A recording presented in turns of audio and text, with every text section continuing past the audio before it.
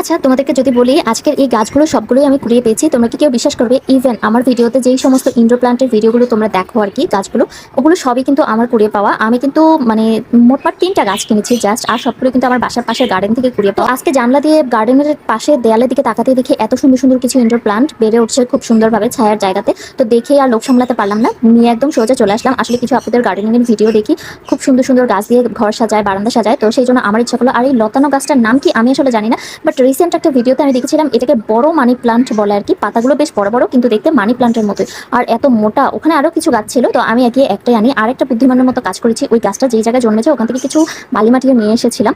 তো নিয়ে এসে তারপর আর আসার সময় একটা টব কিনে নিয়ে আসি। পাশেই যেহেতু আমাদের নার্সারি আছে, ওখানে কিন্তু একটা অপরাজিতা ফুলের গাছও ছিল, তো সেটা তুলে আনিনি, যেহেতু আমার বাসায় অপরাজিতা ফুলের গাছ আছে।